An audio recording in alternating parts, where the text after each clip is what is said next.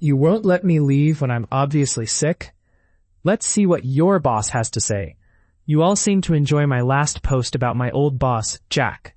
So I wanted to share another story that recently came to mind when my allergies flared up. Just to recap, Jack was brought in to fix the restaurant and loved exercising his power as the general manager, often avoiding actual work. At the time of this story, I was 17, working at the restaurant after school to save for college. I suffered from terrible seasonal allergies, so much so that I had 3 bottles of strong antihistamines stashed around me. However, on this particular day, I hadn't taken anything because my allergies weren't usually bad enough to warrant it. That morning, I was working the drive-thru right next to a Palo Verde tree. If you've experienced one of those trees in the fall, you know how bad the pollen can get. After about an hour, my nose was running uncontrollably. I knew I needed to do something, so I approached Jack to find a solution. I asked if I could move to another station to escape the pollen. No, he said, we've got a full staff today, and I'm not willing to move you around. I then asked if I could leave briefly to grab some over-the-counter antihistamines. He shot that down too, claiming it was company policy not to let employees leave during their shift. I was baffled. I was clearly struggling, yet he insisted I stay and serve customers while I dripped snot all over the counter. Realizing he wouldn't budge, I decided to comply with his demands in my own way. I was friendly with the franchise owner, Sam, who often stopped by during my shift.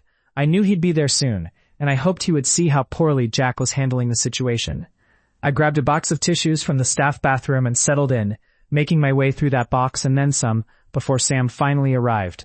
My throat was sore, and I could only imagine how I looked to the customers. When Sam approached, he immediately noticed my condition. "OP, are you feeling okay? You don't look well," he said. I replied, "I'm hanging in there. My allergies are acting up." Sam frowned and asked why I hadn't moved or taken something for it.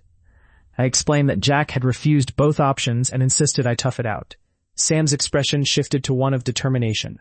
"Come with me," he said, leading me to the back office where Jack was. Jack frowned when he saw me. "OP, what are you doing back here? You need to stay at your station," he admonished. Before I could respond, Sam interjected.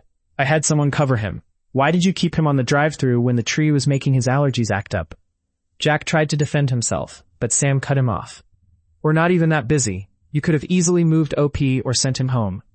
Jack continued to justify his decision, claiming he asked the other employees, but Sam turned to me and said, "I'm sending you home. You're in no state to finish your shift." I thanked him and left, but Sam closed the office door, so I missed the conversation that followed. I clocked out and rushed to the corner store to grab some medicine to stop the runny nose. Unfortunately, I later developed a lingering cough, which led me to urgent care. I found out that all that mucus had ended up in my lungs, and I had pneumonia. After a doctor-prescribed day of rest, some steroids, and a week of medication, I finally recovered. To this day, I always carry antihistamines with me to prevent that from happening again. As for Jack, nothing seemed to happen to him, but that incident did get mentioned in the next staff meeting. Sam reminded everyone that employees shouldn't come to work sick and should be sent home if they develop symptoms. Sadly, I quickly found a new job where I was much happier. Jack is still there, but I've heard he's planning to quit soon to move abroad with his girlfriend. My heart goes out to her. I'll try to remember more stories about Jack. There are plenty more, but it's been a while, so some details might be a bit foggy.